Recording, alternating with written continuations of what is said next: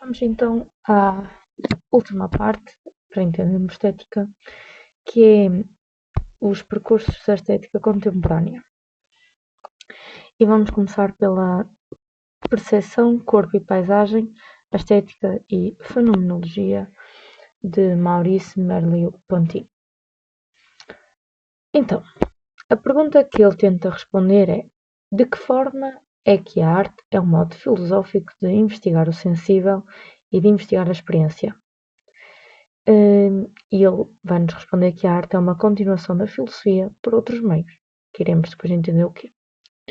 Mas, antes de começarmos, é importante entendermos o que é que significa este conceito da fenomenologia. É o estudo do que aparece tal como aparece, e então é um regresso a um estudo das próprias coisas. Perguntar como é que, por exemplo, perguntar como é que X aparece. O conhecimento vai então depender de uma correlação sujeito e o algo que aparece. Aqui pode parecer um bocadinho confuso, mas acho que depois ao usar exemplos práticos e ao estudarmos cada ponto individualmente é melhor para entendermos isto.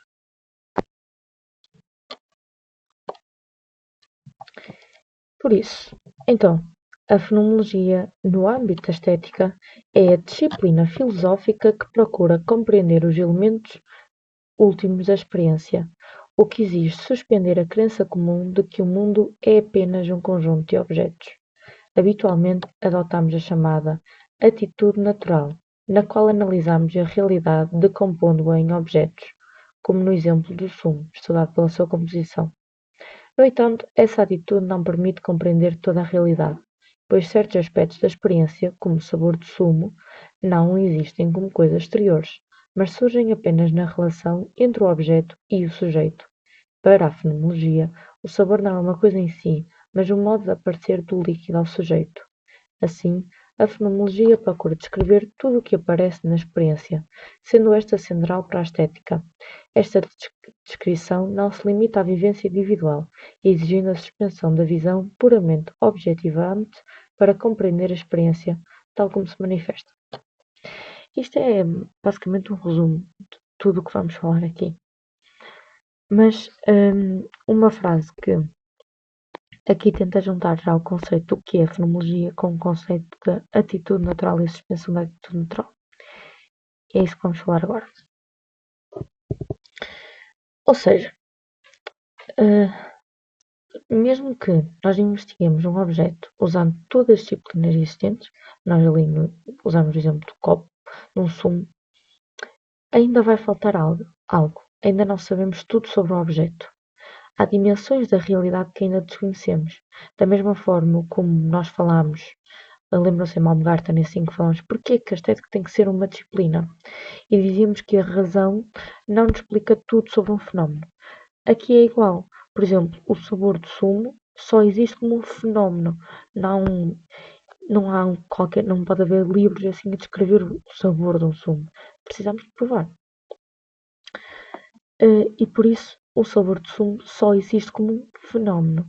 Fenómeno, o estudo dos fenómenos é a fenomenologia. Pronto. Então, há uma experiência que se descobre quando se suspende a atitude natural. E a atitude natural é a de compor a realidade em objetos. A experiência de olhar não corresponde à objetividade dos olhos. Ir até o objeto e completar o objeto. Olhar é jogar o jogo do visível e do invisível. Olhar é ver uma parte e colocar lá o resto. Percepcionar o olhar neste contexto é a mesma coisa. A mim, a percepção dá-me a realidade percebida. Se alguém tem uma percepção, essa percepção é forçosamente verdade. Se ela nos engana, ela ainda diz a verdade do nosso modo de olhar. Então, isto aqui significa, é um exemplo, olhando no exemplo do sumo, não é? Focando só no copo, se eu colocar uma palhinha, vai parecer que a palhinha torna-se maior. E em certo sentido, a palhinha até torna-se curva muitas vezes. Em certo sentido, é verdade que a palhinha está torta, porque ao olhar eu vejo isso, mas também é verdade que a palhinha não está torta, porque pela razão ela não está torta, porque isso é impossível. A atitude natural vai-nos dar um aviso para olharmos para a estética. Muitas vezes nós confundimos a nossa experiência pessoal com a grandiosidade do fenómeno. A atitude natural para responder ao olhar é ver alguma coisa através dos olhos, captar essa coisa através da retina, acreditar que ver é os nossos olhos, ir a receber a luz e pronto. A fenomenologia não nega isso, apenas diz que isto não é tudo. Ou seja, é aquilo que falámos da palhinha, não é? Nós vemos, será que isso é verdade? Será que não é? E a fenomenologia não nega isso. É verdade que a palhinha está torta, mas não é isso que vamos focar. Para fazermos fenomenologia, vamos ter que nos afastar das nossas opiniões cotidianas. A isso vai-se chamar então a suspensão da atitude natural. Em certo sentido, olhando para um termo da filosofia, temos a epoqué, a suspensão do mundo dos objetos para ver o que aparece por baixo.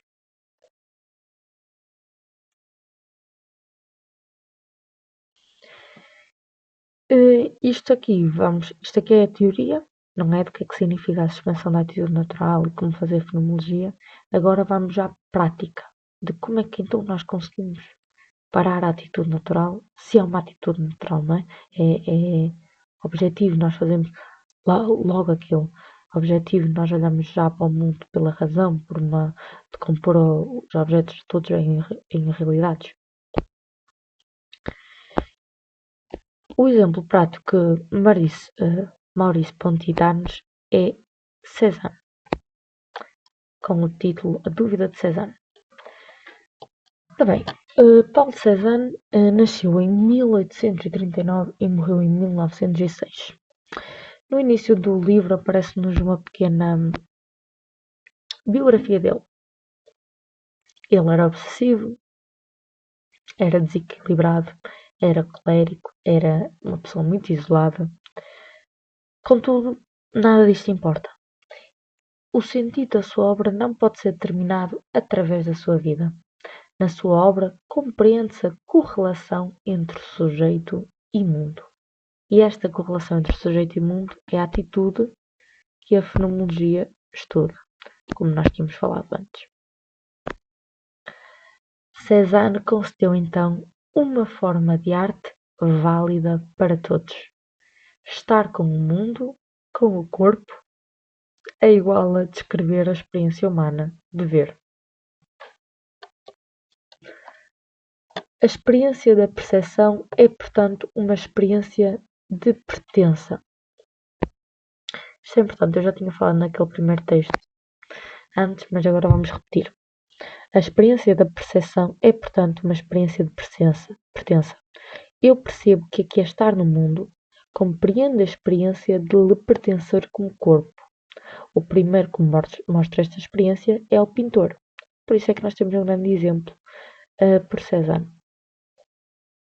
Novamente, isto pode parecer um bocado confuso agora, mas no fim já vai dar muito melhor para entender. Então, como é que nós podemos fazer fenomenologia? Nós vamos ter que sair do mundo.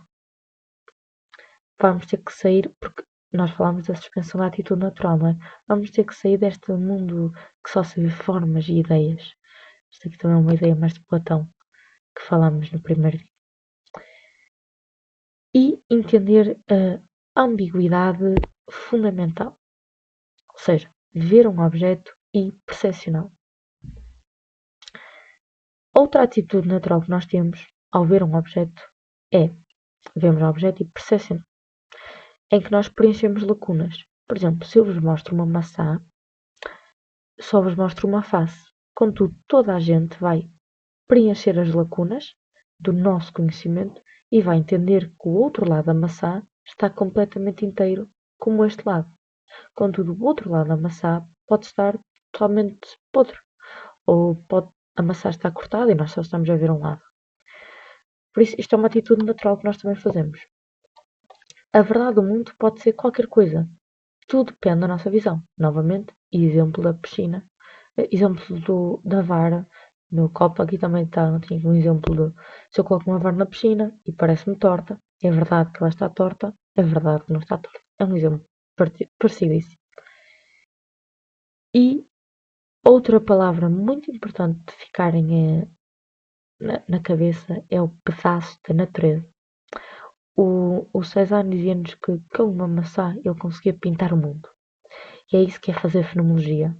Um pedaço da natureza é igual a um volume, não é? Qualquer pedaço. Ser corpo é pertencer ao mundo. Esta parte do pedaço da natureza também já se vai entender. Então, como é que podemos fazer fenomenologia com o olhar? A primeira condição é não ver os olhos. Aqui é quase mais poético, não é? É claro, nós não vemos os nossos olhos, a não ser que olhemos só ao espelho. Olhar a natureza como só o humano pode fazer. Mas para isso, o corpo tem de desaparecer para poder começar as ligações. Não podemos olhar para a natureza como corpos, nem podemos olhar para o nosso próprio corpo. Vamos só olhar para a natureza, ponto final. Ou seja, ver a natureza é a capacidade de ir até às coisas, de seguir em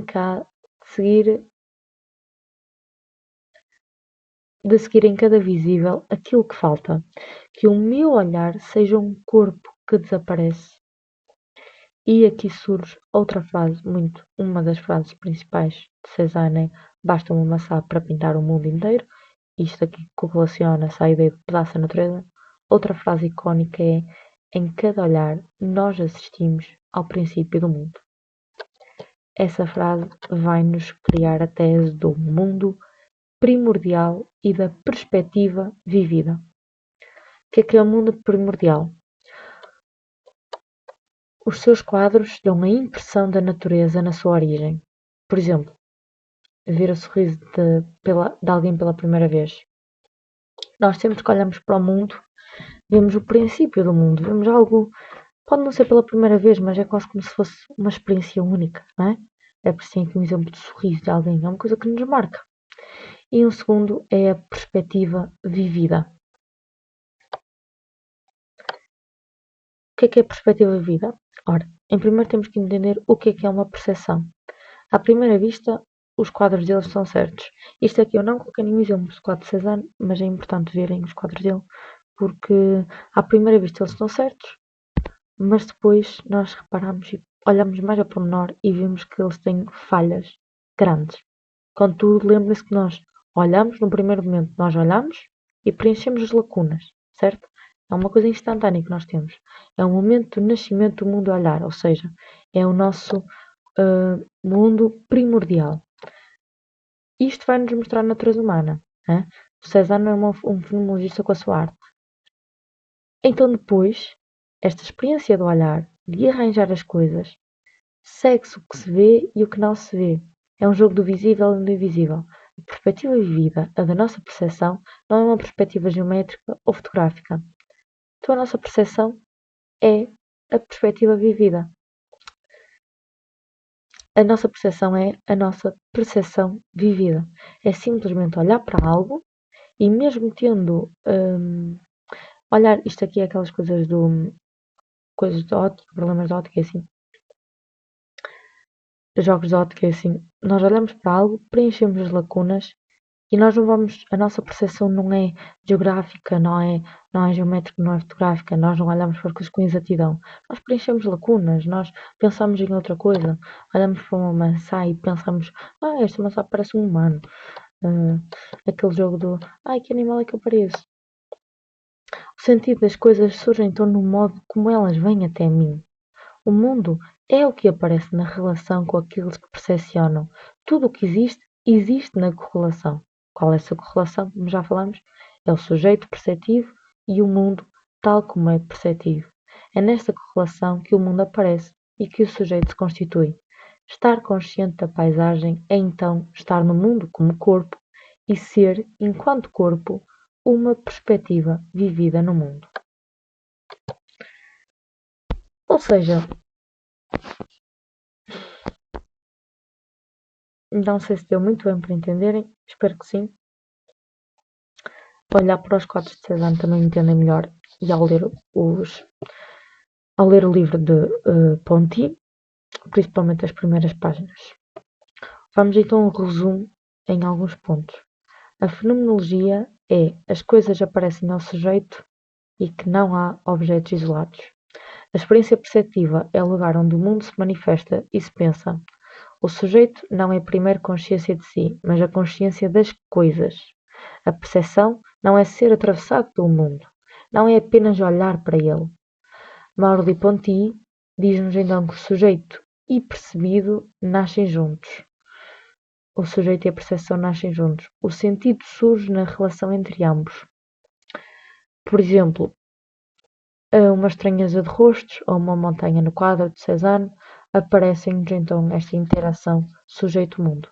Conhecer é acolher o aparecer das coisas, oferecendo corpo perceptivo. O sentido do mundo está na correlação sujeito-mundo, não dentro do sujeito, nem dentro dos objetos. Ser consciente da paisagem é transformar-se no espaço onde ela se completa. Outro resumo ainda mais simples, mais incisivo, um resumo em 4 ideias principais. 4 pontos principais. Pintar pedaço da natureza, forma de arte válida para todos, uma perspectiva vivida do corpo e, por último, a paisagem pensa em mim e eu sou a sua consciência. Estes são 4 conceitos importantes que, ao dizer, não é uma linguagem claramente filosófica correta. O nosso 6º ponto, então, a arte e o jogo, de Hans-Georg Gadamer. Georg Gadamer vai-nos dizer que há um mistério da beleza que merece ser investigado. Na base da nossa base hermenêutica, ou na base da nossa realidade interpretativa. A investigação da beleza, quando Gadamer estava vivo, não é? E quando ele escreveu isto, ganhou uma má publicidade. Mas Gadamer sugere então que nós regressemos a esta reflexão. Para isto, ele começa-nos a dar 3 categorias: símbolo, festa, jogo. A pergunta é: o que é que símbolo, festa e jogo têm em comum? Ora, o símbolo abre um mundo em que as minhas ações têm significado. É também o que eu posso sentir dentro do que é simbolizado. Só se percebe se ambos estiverem dentro do que é simbolizado. Ou seja, se eu tenho, por exemplo, um símbolo na minha bio do Insta, tenho um símbolo do mais na minha bio do Insta. As pessoas não vão entender o que é este símbolo. Porque para entender o símbolo é preciso que ambos estejam dentro do que é simbolizado. Mas eu vou entender o que é este símbolo mais.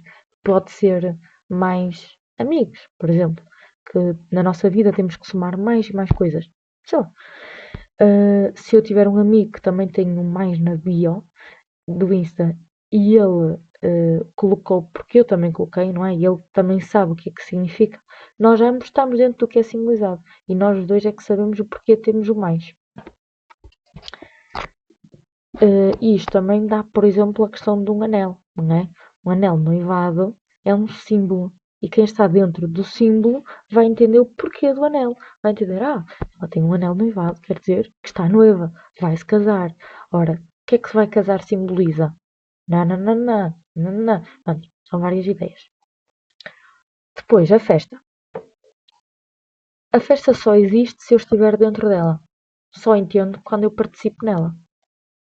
Ou seja, aquela coisa de se eu estiver a ver um vídeo de uma festa, bom, eu posso pensar, a pessoa deve estar feliz ou assim, mas na verdade eu só vou entender como é que foi a festa e como é que foi quando eu participei nela, quando eu estive lá. Aí é que eu posso dizer, a festa foi boa ou a festa foi má. Cada pessoa vai entender de uma forma diferente, porque só entendemos quando participamos dela, quando entramos nela. O jogo. O jogo também é esta realidade peculiar que aniquila a realidade vulgar e coloca no lugar dela uma nova realidade. Para tal é preciso ele ser jogado. Ou seja, O jogo não existe fora do jogo. Para jogar, eu preciso de estar dentro dele. Por isso, o que une nestes 3 pontos é que é necessário estar dentro de algo e nos abstrairmos para esse conceito para o entendermos. Um jogo de futebol não existiria se não tivesse pessoas a jogar. Se as pessoas chegássemos ao campo e chegarem ao campo, todos os jogadores pararem de jogar, o jogo não existe. O jogo só existe dentro do campo quando as pessoas jogam.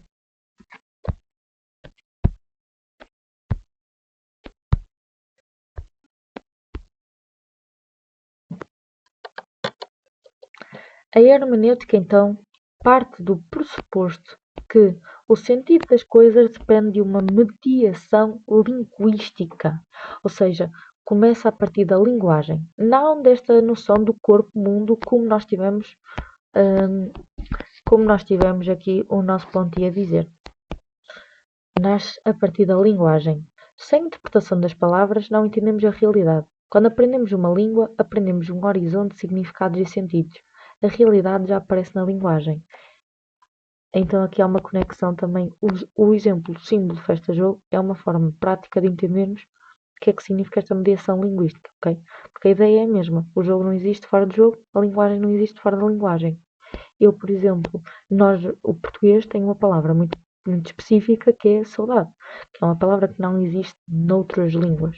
Então as outras línguas provavelmente estão a tentar descrever o que sentem, não é? Mas como não têm esta palavra, a saudade, vão ter que tentar usar várias palavras, vão ter que tentar ao máximo especificar o que é que significa, mas nós podemos simplesmente colocar uma palavra e dentro dessa palavra há todo um mundo de significados. Dentro dessa palavra há toda uma explosão de língua. A arte, então, a arte é uma linguagem. Nós olhamos para a realidade mediante o sentido linguisticamente mediado. A arte é um espaço de mediação do humano e do modo humano de conhecer. Interpreto a arte para conhecer o mundo à minha volta. Interpreto a arte se me deixar interpretar por ela. Permite-me ser quem eu sou, quem eu não posso ser no mundo humano. O que é que isto significa em modos práticos? Vamos a um exemplo prático, que é um cinema. Eu vou ao cinema, entro neste mundo e deixo-me interpretar pelo cinema, não é? Deixo-me ser transformado por ele. Então, por exemplo, se eu vejo um filme em que a pessoa estuda muito e assim, depois eu saio do cinema e digo, eu também vou estudar muito. Se eu vejo um filme do Homem de Ferro, eu saio do cinema e digo, eu também vou salvar o mundo. Eu sou o filme do Batman, eu vou ser o Batman, eu vou salvar o mundo. Depois de sair realmente da sala de cinema e andar mais um bocado e vejo a luz e assim, eu vou pensar, se calhar não vou nada salvar o mundo, vou estar na cama a ver um filme. Mas eu vou-me deixar ser transformado. Naquele momento, eu não sou a Lara, eu vou ser o Batman. Da mesma forma como ao jogar algum jogo, eu não sou a Lara, eu sou o jogador. Eu sou o que está na baliza, eu sou o que estou à frente. Então, eu interpreto a arte porque me deixo a arte que interprete a mim próprio. Bastante poética até esta ideia. Por isso, a vida então é um jogo. A vida é um jogo. É deste lado. A vida é um jogo. Isto não é metafórico. A vida é um jogo porque o jogo é a sua lei. O jogo é o que permite jogar. O que faz de um jogo é eu querer fazê-lo livremente. Esta ação livre e executada como se fosse a verdadeira realidade. Quando vou correr, ponho de lado a roupa cotidiana. Não só porque não é bom correr de chinelos, não é? Mas porque me preparo para ser outra pessoa. Isto é um ritual de passagem. Preciso deixar de ser quem sou, de ter a idade que tenho. Preciso começar o meu desporto como se fosse outro. A realidade então aparece de outra maneira, porque se eu jogar, a realidade é essa maneira. Uma realidade que revela o mundo é o jogo. Entrar no mundo da arte é entrar no seu jogo lúdico. Preparar-me, preparar-me, sair do mundo vulgar e entrar num como se, uma coisa de imitação. A arte é um jogo neste sentido, não apenas jogado pelo artista, mas que o espectador deve jogar se quer saber o que se lá passa. Então, vamos a um resumo final, não só da parte do Gadamer, mas também da parte de Ponti. Em primeiro lugar, hermenêutica, estética e linguagem. Só que um ponto que eu acho que nunca cheguei a dizer nos, em todos os vídeos, o teclado que eu uso para o tablet está em inglês, por isso não dá para pôr acentos circunflexos e acentos e assim. E eu costumo ir ao teclado do próprio tablet, que é para colocar os acentos e tudo mais, que é para vocês não se confundirem, principalmente em termos gregos e termos importantes. Contudo, às vezes não me apetece. Pronto. Ou às vezes algumas coisas passam, por isso, por exemplo, ali a hermenêutica tem, falta o acento circunflexo, etc. É só aqui um ponto à parte. Então, em primeiro lugar, hermenêutica, estética e linguagem. A hermenêutica desloca a estética para o horizonte da linguagem. As coisas têm algo a dizer. As vozes do silêncio são as vozes do mundo. O sentido só aparece quando é medido linguisticamente. Corpo, rosto e natureza fazem sentido dentro de um mundo linguístico. O artista oferece o corpo para que a realidade apareça. Ponto 2. Fenomenologia e hermenêutica. Para o fenomenólogo, a experiência começa no corpo. Para o hermeneuta, começa na linguagem. A estética é sempre estar dentro da linguagem. A arte é linguagem e compreende-se entrando nela, como num jogo. Terceiro ponto: jogo e arte. Compreendemos a arte jogando o jogo da arte. O jogo exige que cada um desempenhe livremente um papel. O papel só existe dentro do jogo. Fora dele, perde sentido. Teatro e dança são jogos neste sentido. Ponto 4. Regras, jogadores e público. O jogo vive dos jogadores e do como se. O público faz parte do jogo. Se o destrói, o jogo desaparece. A violência exclui do jogo. Quem luta não joga. Ponto 5. Inutilidade séria do jogo e da arte. O jogo é inútil, mas profundamente sério. Serve apenas para ser jogado. A arte também se realiza por si mesma. Se não entra no jogo, o sentido, fica vedado. Ponto 6. Arte, cotidiano e existência. O cotidiano é o mundo da utilidade. A arte e o jogo permitem uma experiência não cotidiana do mundo. Transformam a maneira como o mundo aparece. O jogo prova que existir humanamente é existir de várias maneiras. E é isso. Chegamos ao fim da estética. Caso tenham dúvidas, mandem mensagem ou podem escrever nos comentários. De qualquer das formas, irei tentar responder o máximo possível se não estiver a ficar louca para o exame. Contudo, acho que a estética é uma disciplina relativamente fácil, muitas coisas são repetidas e espero que corra bem tudo.